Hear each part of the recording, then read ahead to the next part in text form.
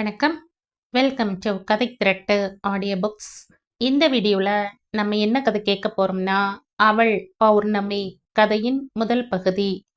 நம்ம சேனலை இது வரைக்கும் சப்ஸ்கிரைப் பண்ணாதவங்க சப்ஸ்கிரைப் பண்ணுங்க. பக்கத்தில் இருக்கிற பெல் ஐக்கானை கிளிக் பண்ணி ஆல்ங்கிற ஆப்ஷனை ப்ரெஸ் பண்ணுங்க. ஸோ தட் நான் போடுற கதைகளை உடனுக்குடனே நீங்கள் கேட்கலாம். வாங்க கதைக்குள்ளே போகலாம். நேற்று டிவியில் பார்த்த புது பாடலை கனவில் ரிஹர்சல் பார்த்து கொண்டிருந்தாள் அத்விகா. அஷ்ட கோணலாய் குப்புற கிடந்தவளின் முதுகில் ஓங்கி அடித்தாள் அமராவதி. என்னம்மா அது, எதுக்கு இத்தனை சீக்கிரம் என்னை எழுப்பி விடுற என்று சிணுங்கியபடி எழுந்தமர்ந்த மகளை பார்த்ததும் ஒரு கணம் கண்களை மூட மறந்தாள். கை தேர்ந்த சிற்பி பார்த்து பார்த்து செதுக்கிய சிற்பம் போல் இருந்த மகளை பார்த்ததும் அவளை தன் வயிற்றில் பிறக்க வைத்த இறைவனுக்கு நன்றி சொல்லிக் கொண்டாள். ஏய், இவ்வளவு சீக்கிரம் நான் கேட்குற? மணி என்ன தெரியுமா? 9 ஆச்சு. சண்டே தானம்மா, தூங்குனா என்னவாம்? சண்டே தான், அதுக்காக இவ்வளவு நேரம் தூங்கணுமா? அந்த வீட்டை போய் பாரு, அவங்க எல்லாம் நேரமே எழுந்திருச்சு எங்கேயோ தயாராகிக்கிட்டு இருக்காங்க. நான் நினைக்கிறேன் எல்லாரும் சேர்ந்து எங்கேயோ போக போறாங்க. எங்கேயும் தூரமா போறாப்புல தெரியல. பக்கத்துல எங்கேயும் போவாங்களா இருக்கும். நேத்து எதுவும் பேசிட்டாங்களா? உன் காதுல ஏதாச்சும் விழுந்ததா?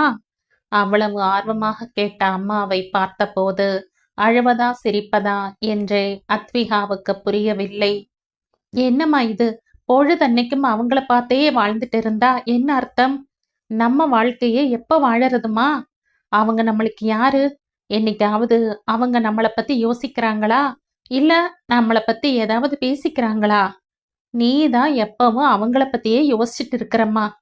சரி, முதல்ல நான் போய் குளிச்சுட்டு தயாராகிட்டு வரேன். நாம சாய்பாபா கோயிலுக்கு போயிட்டு வரலாம். எழுந்து மான் குட்டி போல துள்ளி கொண்டு ஓடும் மகளை கண் இமைக்காமல் பார்த்து கொண்டே நின்றாள். என்னதான் மகள் உபதேசித்து சென்றிருந்த போதிலும் அவளால் 2 சொற்ப வினாடிகள் கூட அதை கடைபிடிக்க இயலவில்லை. படுக்கை அறையை விட்டு வெளியே வந்தாள். அந்த நீண்ட ஹாலின் இடப்பக்க முனையை ஓரக்கண்ணால் பார்த்தாள். யார் அமர்ந்து இருக்கிறார்கள் என்று தெளிவாக தெரியாவிட்டாலும் அவர்கள் எங்கே புறப்பட்டு கொண்டிருக்கிறார்கள் என்று தெரிந்து கொள்ள அவளுடைய மனசு அரித்தது. கண்ணாடி டீப்பாயில் மேலிருந்த நாளிதழை எடுத்து முகத்துக்கு நேராய் பிடித்தபடி எட்டி எட்டி பார்த்தபடி வேடிக்கை பார்க்க ஆரம்பித்தாள். தண்ணீர் கேன்களும் ஸ்நாக்ஸ் ஐட்டங்களும் நிறைந்த பைகளும் வரிசையாய் வாசலில் கொண்டு வந்து வைக்கப்பட அத்தனை பேரும் நிஜமான குதூகலத்தோடு இங்கும் அங்கும் அலைந்து கொண்டிருந்தார்கள். எங்கே கிளம்புகிறார்கள்? டூராக இருக்குமா? இருக்கவே முடியாது. அவர்கள் எல்லோரும் பரபரப்பிற்கு பஞ்சமில்லாதவர்கள். அவர்களால் ஒரு இடத்தில் போய் 4 நாட்கள் 5 நாட்கள் ஒட்டுமொத்தமாய் உட்கார்ந்து கொள்ள முடியாதுதான். அப்படி இல்லையென்றால் எங்கே போகிறார்கள் என்ற கேள்வி மண்டையை குடைந்தது. நேரம் செல்ல செல்ல பேச்சு சத்தமும் அரவமும் குறைந்து தேய்ந்து காலடி ஓசையும் சிரிப்பும் பேச்சும் கும்மாளமும் போர்ட்டிகோவில் கேட்டது. அமரா, குரல் கேட்டு நிமிர்ந்து பார்த்தாள். அம்மா நின்று கொண்டிருந்தார். 70களில் கம்பீரமாய் ஏதோ பழைய நடிகையை நினைவில் கொண்டு வந்து நிறுத்தினார் அவர். பணமும் அந்தஸ்தும் குறையில்லாத வாழ்க்கையும் வயதை குறைத்து காட்டிக் கொண்டிருந்தது. தங்கு பிரேமிட்ட மூக்கு கண்ணாடி அவரின் படர்ந்த முகத்திற்கு அழகாய்த்தான் இருந்தது. அமரா, அம்மா மறுபடியும் அழைத்ததும் அமராவதி வெடுக்கென முகத்தை திருப்பிக் கொண்டாள். 3வது மனுஷி மாதிரி இப்படி மறைஞ்சு மறைஞ்சு வேடிக்கை பார்க்கறதுக்கு நீயும் எங்க கூட வரலாம் இல்ல? திருப்பதி போறோம் குடும்பத்தோட. சின்ன அண்ணனுக்காக வேண்டிக்கிட்டது இவ்வளவு நாளா நிறைவேற்றாமையே போயாச்சு. அதான் கிளம்பிட்டு இருக்கோம் என்றார் அம்மா ஆசை மேவ. ஆகா, வந்துட்டா போச்சு. என்னோட வரவுக்குத்தானே உன் மக மருமக பேரப்பிள்ளைங்க எல்லாரும் காத்திருக்காங்க பாரு. என்ன நீ இப்படி வந்து கூப்பிடுறது தெரிஞ்சா அந்த குடும்பமே உன்னை வச்சு செய்யும். இது உனக்கு எதுக்குமா? எனக்கு தான் யாரும் இல்லைன்னு ஆகிடுச்சே. புதுசா எதை ஒட்ட வைக்க நினைக்கிற என்றபடி அமராவதி விசும்ப வசந்தா துடித்து போய் பார்த்தார். நான் இருக்கும்போதே உன்னை அனாதைன்னு சொல்லிக்காத அமரா, எனக்கு வலிக்குது. நான் உன்னை அப்படியெல்லாம் விட்டுட மாட்டேன். தேவையே இல்லை இந்த கரிசனம். அழையாத வீட்டுக்கு விருந்தாட வர்ற அளவுக்கு கதையத்து போயிடல நான் இன்னும். எனக்கும் குடும்பம் இருக்கு. இந்த பிடிவாதமும் வெட்டி ரோஷமும் தான் உன்னை இப்படியே உட்காத்தி வச்சிருக்கு. நீ என் வயித்துல வந்து பிறந்ததுக்கு பதிலா பிறக்காமையே இருந்திருக்கலாம். யோசிச்சு பாரு. இந்த மாதிரி நான் ராதா கிட்ட போய் ஏதாவது செய்ய சொல்லி கேட்டிருந்தா அவ மாட்டேன்னு சொல்லி இருப்பாளா? எங்கேயோ பிறந்து வந்தவ. இந்த வீட்ல காட்டுற ஒட்டுதல்ல நீ ஒரு பங்காவது காட்டுறையா இங்க? உனக்கு அப்படி என்னதான் பிரச்சனை? என் வார்த்தையை மதிக்கவே கூடாதுன்னு கங்கணம் கட்டிட்டு இருக்க, அப்படித்தானே? வசந்தா வினவ சுள்ளென்று பற்றி கொண்டு வந்தது அமராவதிக்கு. படித்து கொண்டிருந்த பேப்பரை விசிறி அடித்துவிட்டு வெகுண்டு போய் எழுந்து நின்றாள். கோபத்தில் கன்ன சதை துடித்தது. பாத்தியா, வருது பாத்தியா உன் வாயில இருந்து? உன் மனசுல இருக்கிறது வருது பாத்தியா? எப்பவும் உனக்கு உன் மகன்களும் மருமகள்களும் தான் ஒசத்தி. உனக்கு அவங்க கூட இருக்கிறதுல தான் பெருமையும் சந்தோஷமும். நான் வேண்டாங்கல. நானே வழி இல்லாம உன் வீட்டுல ஒண்டிக்கிட்டு இருக்கேன். அதுக்கு நீ காட்டின இந்த கருணை போதும். போமா போ. வெளிய உன்னோட அன்பான பண்பான உலகம் உனக்காக காத்துட்டு இருக்கு. அவங்கள காக்க வைக்காத.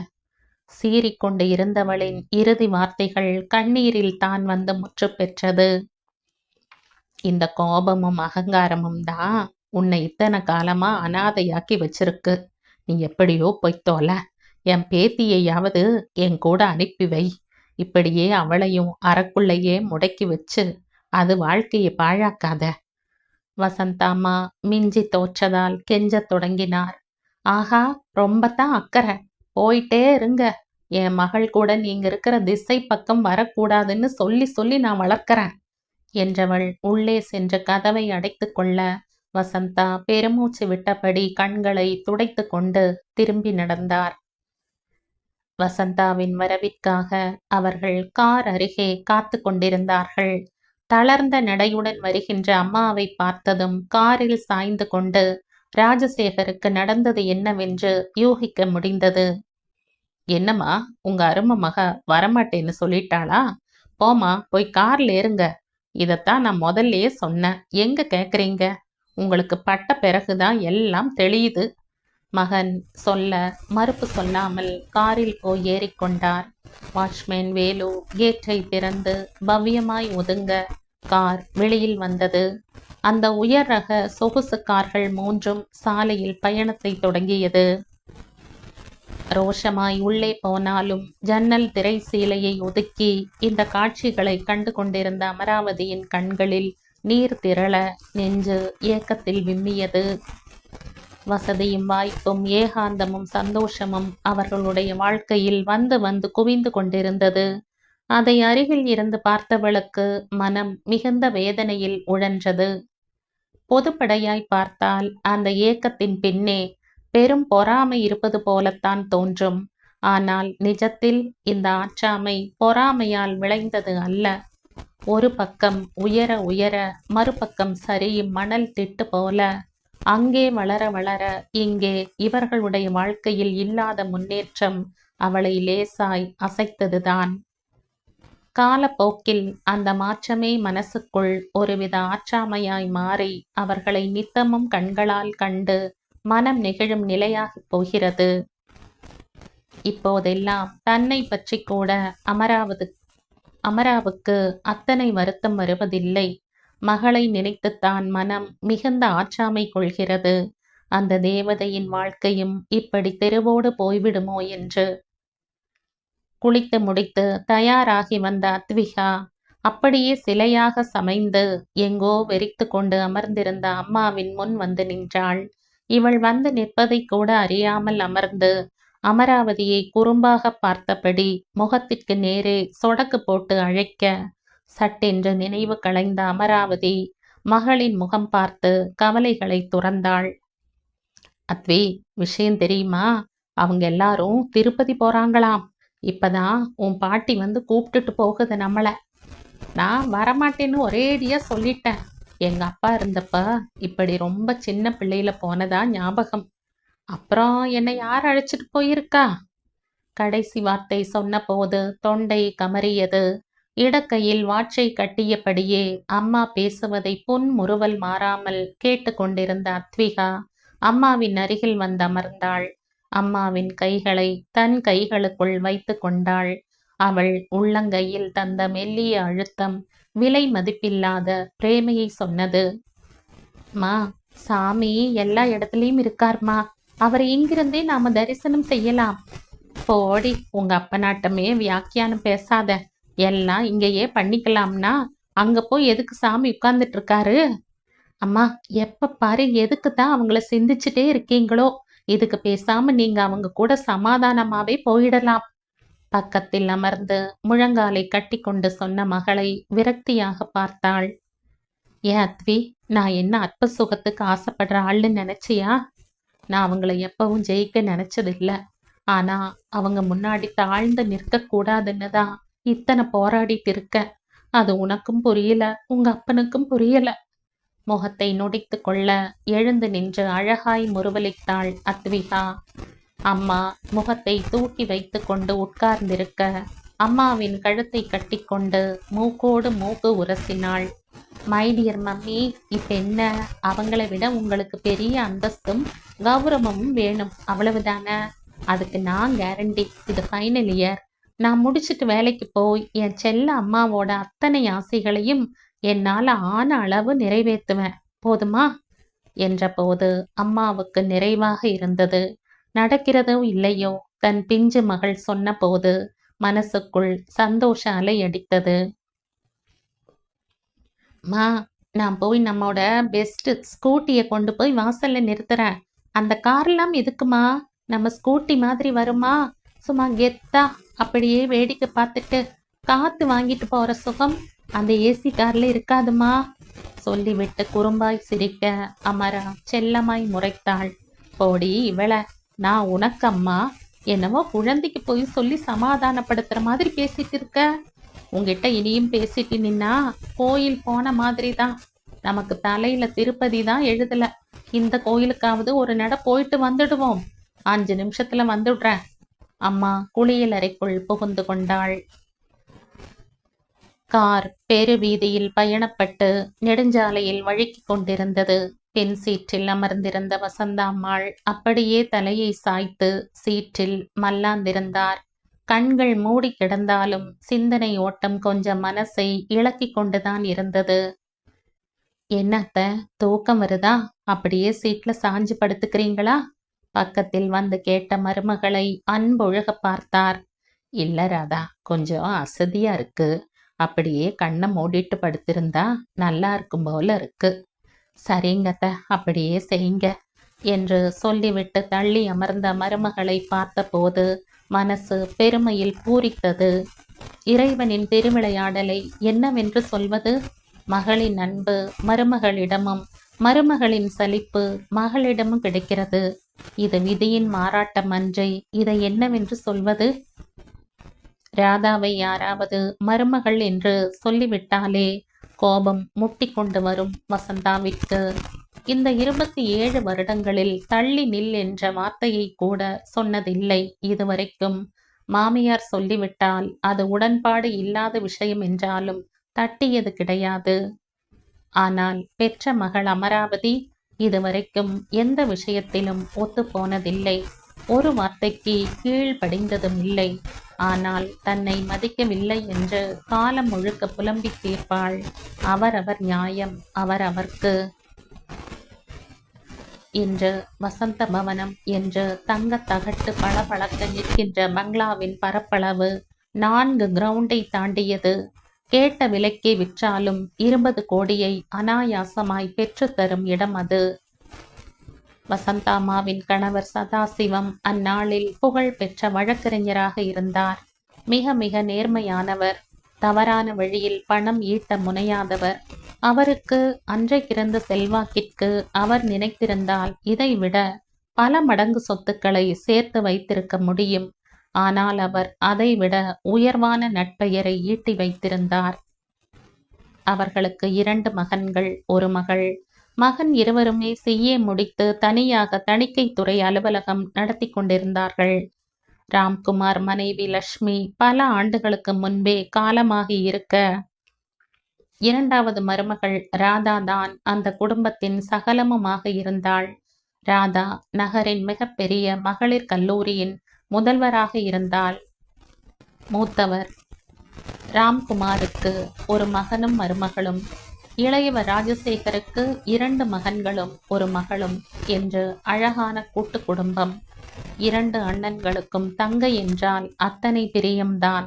ஆனால் அதிகப்படியான பிரகாசம் தந்த வெளிச்சம்தான் சட்டென்று அமானுஷ்யமாய் மருவி போகிறது. அதுதான் அங்கே நிகழ்ந்து தொலைத்தது. அமராவதியின் வாழ்க்கையில் கிருஷ்ணமூர்த்தி வந்து சேர்ந்தான். சதாசிவத்தின் ஜூனியராக 80களின் மிக அழகான அன்றைய கதாநாயகனைப் போல இருந்தான். அந்த அழகில்தான் அமரா மயங்கி போனாள். என்னதான் தனக்கு கீழ் ஜூனியராக அவன் வந்திருந்தாலும் அவனுடைய நடை உடை பாவனையை பார்த்து அவன் கிரிமினல் லாயராக புகழ் பெறுவானா இல்லையா என்று, பெரும் கிரிமினல் ஆவான் என்று சதாசிவம் கணித்து சொன்னார். அப்போது கல்லூரியில் படித்து கொண்டிருந்த அமராவிற்கு கிருஷ்ணமூர்த்தியின் மீது தீரா காதல் உண்டானது. அது வீட்டிற்கு தெரிந்தபோது பெரும் பிரச்சனையும் உண்டானது. சதாசிவம் காதலை எதிர்க்கவில்லை. அது அவருடைய இயல்பும் அல்ல. அவருடைய 2 மகன்களுமே காதலித்து பெற்றோரின் ஆசையோடு திருமணம் செய்து கொண்டவர்கள்தான். இன்னொரு பக்கம் சதாசிவத்தின் இந்த அங்கீகாரம்தான் அமராவதியை உள்ளுக்குள் சந்தோஷப்படுத்தியது. அப்பா தன்னுடைய காதலையும் எந்த எதிர்ப்பும் இல்லாமல் ஏற்றுக்கொள்வார் என்று. ஆனால் இந்த காதல் விவகாரம் தெரிந்ததும் சதாசிவம் எந்த பேச்சுவார்த்தையும் நடத்தாமல் அமைதியாக ஜட்ஜ் செல்லையாவின் பேரனை அமராவதிக்கு பேசி முடிப்பதில் தீவிரம் காட்டத் தொடங்கியிருந்தார். பதறிப்போனாள் அமராவதி. அப்பா, அம்மா சொல்றதெல்லாம் நிஜமா? அதேதாம்மா அமரா, நானும் கேட்கிறேன். அம்மா சொல்றதெல்லாம் நிஜமா என்றார் கோபமாக. அமரா தலை தாழ்ந்து நின்று கொண்டாள். அப்பா, அவர் நல்லவருப்பா. அவருடைய திறமை உங்களுக்கு தெரியும். திறமையா இருக்கிறதுக்கும் திறமையா தப்பு செய்யறதுக்கும் நிறைய வித்தியாசம் இருக்கு அமரா. அதை பத்தி என்னன்னே தெரியாத சூழ்நிலையில நீ என்ன முடிவெடுக்க முடியும்? கிரிமினல் லாயரா இருக்கிறது தப்பாப்பா? தப்பே இல்லை. ஆனா கிரிமினல் புத்தியோட இருக்கிறது தப்பு. உன்னை விட எனக்கு அவனை நல்லா தெரியும். அப்பா பேச்ச புரிஞ்சுக்க அமரா. எப்போது விதி அறிவுரைக்கு எல்லாம் ஒத்துழைத்திருக்கிறது. அப்பா பேசியதை அப்படியே போய் கிருஷ்ணமூர்த்தியிடம் சொன்னாள். அந்த குள்ளநரி மென்மையாய் இவள் தலை வருடியது.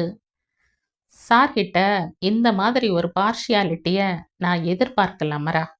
காதல்ங்கிற விஷயத்துல உன் அண்ணன்களுக்கு இருக்கிற சுதந்திரம் உனக்கு இல்ல. ஏன், நீ என்ன அவருக்கு அடிமையா? அவர் பொண்ணா பிறந்ததாலேயே உனக்கு தனியா சிந்திக்கவும் முடிவெடுக்கவும் உரிமை இல்லையா என்ன? நான் பரதேசிதான், சொத்து சுகம் இல்லாதவன் தான், தாய் தகப்பன் இல்லாத அனாதைதான். மாமா கருணையினால படிச்சு கை ஊன்றி கரணம் பாய நினைக்கிறவன் தான். அதுக்கு என்னுடைய காதல் பொய்ன்னு ஆகிடுமா அமரா? நான் உன்னை உனக்காக மட்டுமே நேசிக்கிறேன். ஆனா மேற்படி சமாச்சாரங்கள் இல்லாததால நானும் என் நேசமும் இங்கு அசிங்கப்படுது. கிருஷ்ணா கண்ணீரை அடக்க முடியாமல் வேறு புறமாய் முகம் திருப்ப அமரா முற்றாய் கரைந்து போயிருந்தாள். ஏன் கிருஷ்ணா கலங்குறீங்க? யார் என்ன சொன்னா என்ன? கல்யாணம் பண்ணிக்க நினைக்கிற எனக்கு உங்ககிட்ட எந்த குறையும் இல்லை. என் நேசத்தை அத்தனை சீக்கிரம் மற்றவங்க கிட்ட விட்டு கொடுத்துட மாட்டேன் சொன்னவளை அந்த வஞ்சக குள்ள நரி தன் மார்போடு சேர்த்து கொண்டது. ஆனால் இங்கோ, ஏங்க, நீங்களே எத்தனையோ முறை கிருஷ்ணாவோட திறமையை பத்தி என்கிட்ட சிலிர்த்து பேசியிருக்கீங்க. அப்படி இருக்க அவனை நீங்களே ஏன் வேண்டாம்னு சொல்றீங்க? அதான் எனக்கு புரியல. அமரா சதா அழுதுட்டே இருக்கா. அம்மாவா, என்னால் அந்த அழுகையை பார்த்துட்டு சும்மா இருக்க முடியலைங்க. கணவரின் கால்களை மெல்ல பிடித்து விட்டு கொண்டே கேட்டார் வசந்தா. டிவியில் கவனம் செலுத்தி இருந்தவர் எழுந்து போய் டிவியை அணைத்துவிட்டு அமராவதியின் அருகில் அமர்ந்தார். முகம் யோசனையில் விரிந்து வியாபித்திருந்தது. வசந்தா, திறமையானவன்னு ஒரு குருவா நான் சந்தோஷப்படலாம். ஆனா ஒரு பெண்ணை பெத்த தகப்பனா அவன் என்னுடைய சாய்ஸ் கிடையாது. அவனுடைய எதிர்மறை சிந்தனைகளை அவன் வேற வழியில செலவழிச்சிட்டு இருக்கான். அது நேர் வழி இல்ல. அது ஆபத்து. என் பெண்ணுக்கு திறமையோடு சேர்ந்த நல்லவன் தான் வேணும். ஆனா இது அவளுக்கு புரியலையே. எடுத்து சொன்னா புரிஞ்சுக்காம நம்மளையே எதிர்க்கிறாளே. அதுக்கு காரணம் அமராவதியோட வயசு. அது நம்ம விட அவனுடைய அழகுல மயங்கி நிக்குது. நான் காதலை எதிர்க்கல. ஆனா அது நல்ல காதலா இருக்கணும். அந்த கிருஷ்ணமூர்த்தியோட நோக்கம் நம்முடைய திரண்ட சொத்தும் நான் வக்கீல் தொழில வாங்கி வச்சிருக்கிற நல்ல பேரும் தான். அதை குறி வச்சுதான் அவன் இப்போ காய் நகர்த்திக்கிட்டு இருக்கான். எப்படி தடுக்க போறோம் தெரியல. கணவர் பேச பேச வசந்தாவையும் கவலை தொற்றிக் கொண்டது. அவர்கள் இருவரும் கவலையாக அமர்ந்திருக்க தன்னுடைய பிஞ்சு கையால் கதவு தட்டும் சத்தம் கேட்டு கவலையெல்லாம் ஒரு கணம் மறைய எழுந்து போய் கதவு திறந்தார் வசந்தா. 2 மகன்களின் 4 மழலைகளும் நின்று கொண்டு இருந்தார்கள். எல்லாம் 5 வயதிற்கு உட்பட்ட குழந்தைகள். கடைக்குட்டி மட்டும் அப்போது பிறந்திருக்கவில்லை. ராதாவுக்கு 8வது மாதம் அது. அட ஆண்டவா, இப்பவே இந்த தாத்தா நெஞ்சில இடமில்லையே. இனியும் பிறந்தா நான் எங்க போட்டுக்குவேன்? அடுத்து பாப்பா வரப்போகுது. நம்ம அமராத்தையோட குழந்தைகள் வேற இருக்கு. அத்தனை செண்டையும் இந்த தாத்தா ஒத்தையாளா எப்படி தூக்குவாராம்? அவர் வலிப்பது போல் நடிக்க வசந்தா வாயில் கை வைத்து ஆச்சரியம் காட்டினார். காலம் மெல்ல மெல்ல எல்லாவற்றையும் சுருட்டி விழுங்கிக் கொண்டிருந்தது. எல்லாம் சுகமாக இருப்பது போல்தான் தோன்றியது. 90களின் பிற்பகுதி அது. நிலவையும் தென்றலையும் பார்த்து பித்து பிடித்து போய் கவிதை எழுதுகின்ற காலம் அது. அந்த சாம்ராஜ்யத்தின் மகாராணியாய் தன்னை பாவித்து கொண்டு தேரெழுத்து கொண்டிருந்தாள் அமராவதி. கற்பனையில் இருந்த உலகம் நிஜத்தில் இருந்ததை விட அழகாயிருந்தது. ஆனால் அந்த கற்பனை கோட்டை வாழத் தகுந்தது அல்ல என்பது அந்த வயசில் அவள் அறிவுக்கு எட்டத்தான் இல்லை. எதிர்ப்புதான் காதலை வளர்க்குமாம். சொன்னவன் ஆண்டு அனுபவிக்க தத்துவ ஞானியாகத்தான் இருக்க வேண்டும். குடும்பமே ஒரு பக்கம் நின்று எதிர்க்க அவளுடைய காதல் பெருசாய் வளர்ந்து நின்றது. ஆனால் கிருஷ்ணமூர்த்தியின் ஒரு கண் அமராவதியின் மீது இருந்தாலும் மறுகண் அவர்களின் திரண்ட சொத்துக்களின் மீதுதான் இருந்தது. இனியும் நேர்மையான திருமணம் நடக்காது என்று முடிவு செய்த கிருஷ்ணமூர்த்தி ஒரு சுபயோக நன்னாளில் யாருக்கும் தெரியாமல் அமராவை அழைத்து போய் திருமணம் செய்து கொண்டான். மாலையும் கழுத்துமாய் வந்து நின்றவர்களை பார்த்து வசந்தா நெஞ்சை பிடித்து கொண்டு சரிந்து விட்டார். அந்த நேரத்தில் தான் சதாசிவம் புத்திசாலித்தனமாய் அந்த காரியத்தை செய்தார். கிருஷ்ணமூர்த்தி அமராவை பணத்துக்காக திருமணம் செய்து கொள்ளவில்லை என்றால் அந்த இடத்திலேயே சொத்துக்கும் தனக்கும் எந்த சம்பந்தமும் இல்லை என்று அமராவதி விடுதலை பத்திரம் எழுதி தர வேண்டும் என்று அவர் அறிவிக்க தன்னை தன் காதல் மனைவியின் முன் நிரூபிக்கும் பொருட்டு அமராவதியை எழுதி கொடுக்க சொன்னான். அத்தோடு இனி இரத்த சம்பந்தம் தவிர சொத்து சம்பந்தம் இல்லை என்றும் இது தாங்கள் சுய புத்தியோடு யாருடைய வற்புறுத்தலும் இல்லாமல் எழுதி தந்தது என்று ஒப்புகை பதிந்து தந்தார்கள். ஆனாலும் சதாசிவத்தால் மகளை அவனை நம்பி முழுமையாக ஒப்படைக்க இயலவில்லை. அவர்கள் இருந்த அந்த பெரிய பங்களாவில் இடப்பக்க ஓரமாயிருந்த 3 அறைகளுடன் இருந்த பகுதியை அமராவதி கணவனுடன் இருக்க அனுமதித்தார். ஒரே வீடுதான், முன்பக்க வாசல், ஹால் என்று எல்லாமுமே ஒன்றுதான். என்றாலும் இவர்கள் போர்ஷன் தனியாக இருந்தது. ஏங்க, அவங்கள உள்ளேயும் சேர்த்துட்டு தள்ளியும் வச்சுட்டு இப்படி என்ன பாடா படுத்திட்டு இருக்கீங்க? வசந்தா அழுது ஓய்ந்தார். காதல் அமராவோட கண்ணை மறைக்குது வசந்தா. நாம சொன்னது எதுவும் அவ காதுல ஏறல.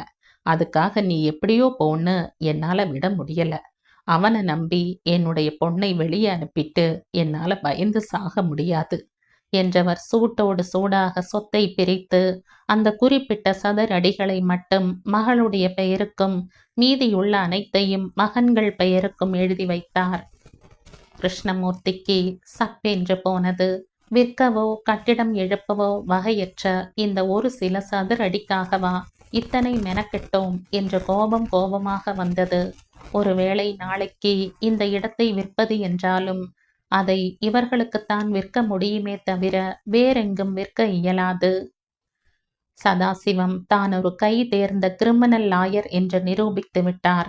கிருஷ்ணமூர்த்தியும் சட்டத்தில் உள்ள இண்டு இடுக்குகளை அறிந்தவர்தான். ஆனால் அதற்காக அவர்களோடு நின்று போராடும் மனபலமும் பணபலமும் அவரிடம் சுத்தமாக இல்லை. சதாசிவத்திற்கும் அவருடைய மகன்களுக்கும் சமூகத்தில் இருந்த செல்வாக்கில் அவர் எந்த பக்கம் காய் நகர்த்தினாலும் அதில் செக் தான் வந்தது. அவரும் காலம் கனியட்டும் என்று காத்து கொண்டிருந்தார். அவருடைய எந்த சதி செயலையும் தெரியாத அமராவோ காலம் மாறினால் பெற்றவர்கள் மனம் மாறும் என்று அமைதியாக காத்து கொண்டிருந்தாள். ஆனால் வேதனையும் ஏமாற்றமும் தான் பரிசு என்பது இறைவனின் தீர்ப்பாக இருந்தது. அந்த வீட்டில் செல்ல குழந்தையாக சதாசிவத்தின் கடைசி பேத்தியாய் அத்விகா பிறந்தாள்.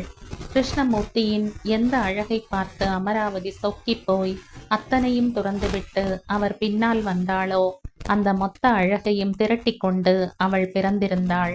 ஒரு ஓவியமாய் நிற்கின்ற பேத்தியை பார்த்து சதாசிவம் உள்ளூர கண்கள் கசிந்தார். எல்லா கோபத்தையும் அந்த பிஞ்சின் முகத்துக்காக மறந்து விடலாம் என்று முடிவு செய்திருந்தார். ஆனால் கிருஷ்ணமூர்த்தியின் எண்ண ஓட்டமோ வேறாக இருந்தது. காசுக்காக திட்டமிட்டு கிருஷ்ணமூர்த்தி அமராவதியை மனம் முடித்திருந்தாலும் அவள் மீது அவனுக்கு நிறைய காதலுமே இருந்தது. சொந்த வீட்டில் அவளுக்கு கிடைக்கும் அவமானமும் துயரமும் ஒரு குழந்தை பிறந்தால் சரியாகும் என்று காத்திருந்தான். அந்த நினைப்பும் பொய்த்து போனது. அமராவதிக்கு பிரசவம் பார்க்க கூட அங்கிருந்து யாரும் வரவில்லை. அவர்கள் வீட்டோடு தங்கி இருந்த துளசியம்மாள் தான் உடன் வந்து எல்லா வேலைகளையும் செய்தார். வசந்தா கணவரிடம் சண்டையிட்டு ஓய்ந்தாள். என்ன மனுஷன் நீங்க, ஒரே பொண்ணு, கோபம் இருக்கலாம், அதுக்கு குரோதம் இருக்கலாமா? அவ அனாதையா நிக்கிறா, இப்படி அப்பாவும் பிள்ளைங்களும் மனச கல்லாக்கிட்டு நிக்கிறீங்களே, இப்பதான் அவங்கள மன்னிச்சு ஏத்துக்கிட்டா என்ன? வசந்தா, இன்னும் அந்த கிருஷ்ணமூர்த்தி திருந்தலையே. நேத்து கூட பார், கவுன்சில்ல இருந்த வக்கீல் கிட்ட போய் எனக்கு எதிரா ஏதாவது சட்ட நுணுக்கங்கள் கிடைக்குமான்னு கேட்டிருக்கான். அவன் திருந்தல வசந்தா. இந்த நேரத்துல நாம அவங்கள சேர்த்துக்கிட்டா அதுவே அவனுக்கு ரொம்ப வசதியா போயிடும். இன்னும் கொஞ்ச நாள் பார்ப்போம். தாய் உள்ளமும் தந்தை உள்ளமும் அங்கே அன்பும் அக்கறையுமாய் சிந்தித்து கொண்டே இருக்க, ஆனால் அமராவதியோ வேறு விதமாக யோசித்து கொண்டிருந்தாள். சோர்ந்து கிடந்தவளை அனுசரணையாய் பார்த்து லேகியம் தயாரித்து கொண்டு வந்து நின்ற துளசியம்மாளிடம் வாங்கி கொள்ள மறுத்து கண்ணீர் விட்டு அழுதாள். நான் அது துளசிம்மா, எனக்கு எதுக்கு இதெல்லாம்? ஐயோ கண்ணு, ஏன் இப்படி பேசுற?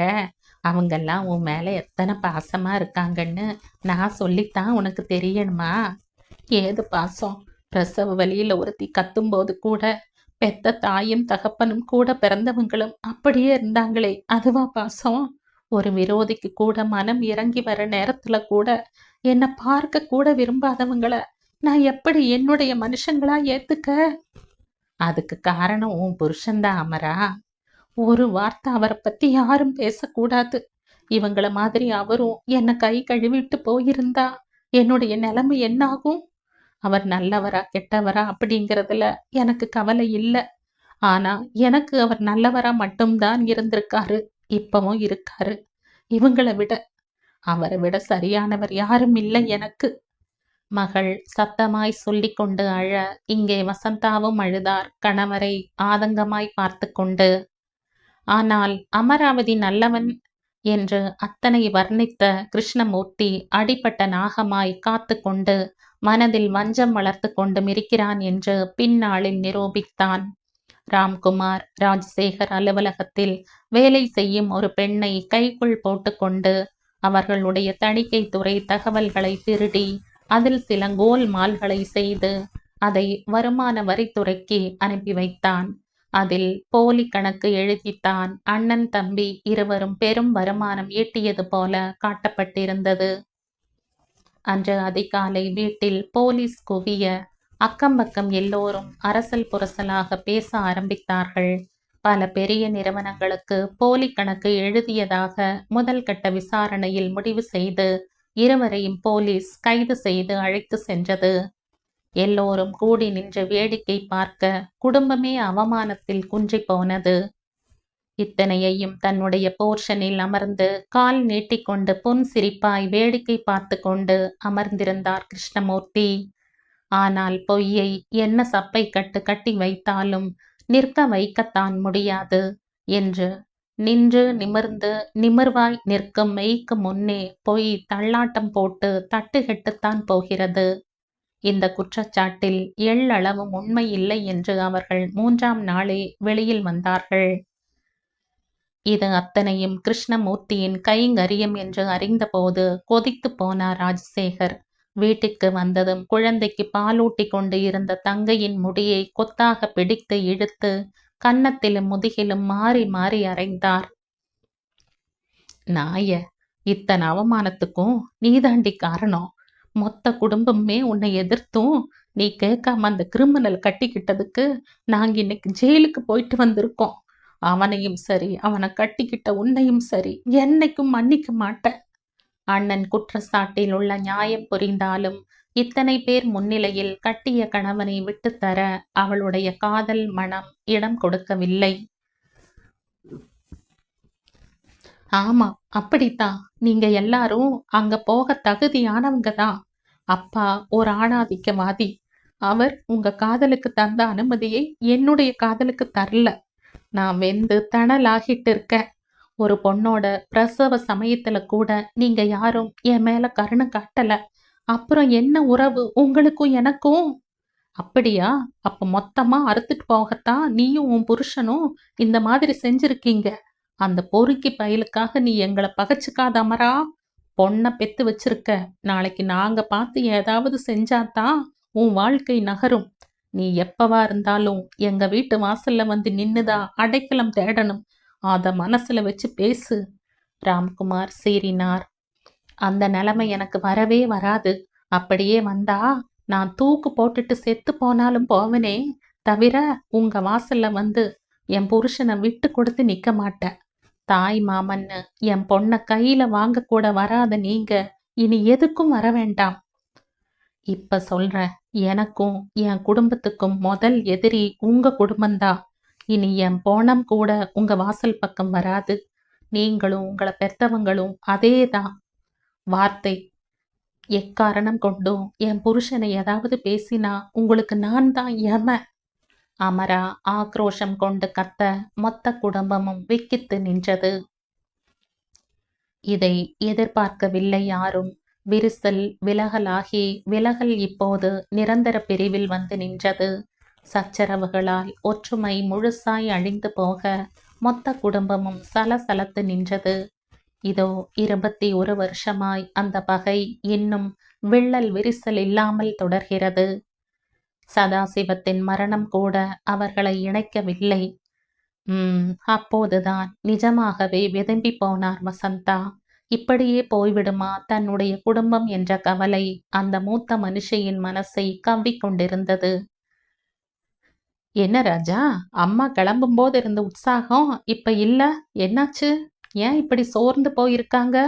ராம்குமார் தம்பியிடம் அம்மாவின் கவலைக்கான காரணம் அறிந்து கொள்ள முயன்று கொண்டிருந்தார். என்னன்னா, அதான் கண் முன்னால நடந்ததே.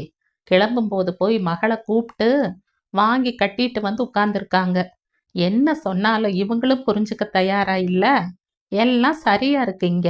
மறுபடியும் மறுபடியும் இவங்க ஏன் அங்க போய் அவமானப்பட்டு திரும்பி வர்றாங்க? எனக்கு அதுதான் பிடிக்கல. எத்தனை தரம் போனாலும் தூக்கி தூக்கி அடிக்கிறது பொண்ணா இருந்தாலும் ஏன் இத்தனை இறங்கி போறாங்க? அதான் தெரியல. ராஜசேகர் அழுத்து கொண்டார். தம்பியின் கோபத்தை பார்த்து ராம்குமாரின் முகத்தில் புன்னகை பூத்தது. பெத்த மகள் மேல இருக்கிற பாசம் அத்தனை சீக்கிரம் போகாது ராஜா. தவிர அம்மாவுக்கு அத்விகா மேல அவ்வளவு பிரியம் இருக்கு. பேத்தி இல்லையா? என்ன பொல்லாத பேத்தி? நந்திதாவும் நர்மதாவும் இல்லையா? அவங்கள பார்த்து மனசு தேத்திக்க வேண்டியது தானே.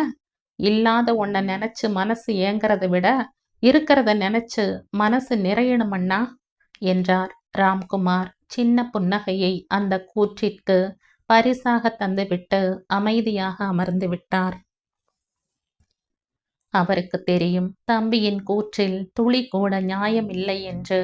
தனக்கு கிடைக்காதது அடுத்தவருக்கு கிடைத்ததே என்று எண்ணி மனம் மகிழும் மகானுபாவர்கள் யாரும் இருக்கத்தான் இயலாது. ராம்குமாரின் மனைவி லட்சுமி இறந்து 15 வருடமாகிறது. குடும்ப வாழ்க்கையே இல்லாமல் தனியாகத்தான் இத்தனை நாளும் நிற்கிறார். தம்பி வாழ்க்கை நல்லபடி இருக்கிறது என்பது மன மகிழ்வான விஷயம்தான். அதற்காக அது இவருடைய ஆசைகளையும் தேவைகளையும் எப்படி நிறைவு செய்யும்? இது மிக நுணுக்கமான உறவு பின்னல். ராஜசேகருக்கு அமைந்தது எல்லாம் அற்புதமான விஷயங்கள்தான். 2 பையன்களுமே திறமையானவர்கள். மூத்தவன் அமித் மிக பெரிய அளவில் ஏற்றுமதி நிறுவனத்தை நடத்தி கொண்டு வருகிறான் தனியாக. இளையவன் ஹரிஷ் CA முடித்துவிட்டு அப்பா பெரியப்பாவுடன் தணிக்கை துறையில் இருந்தான். கடைக்குட்டி நர்மதா கல்லூரியில் படித்து கொண்டிருந்தாள். மூத்தவர் இவர்தான் என்றாலும் எப்போதும் ராஜசேகர் கையே ஓங்கி நிற்கும்.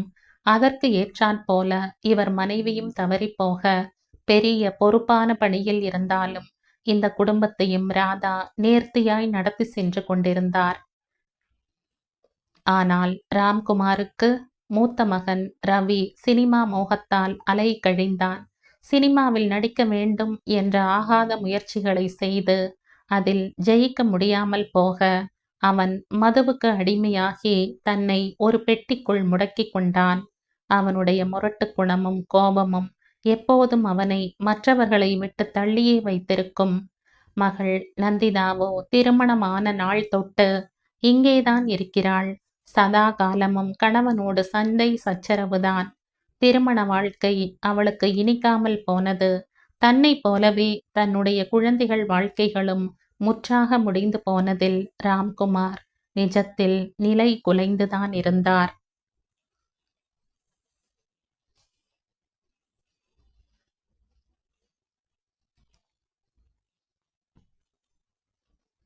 இதோடு இந்த கதையின் தொடர்ச்சியை அடுத்த பதிவில் கேட்கலாம். நன்றி.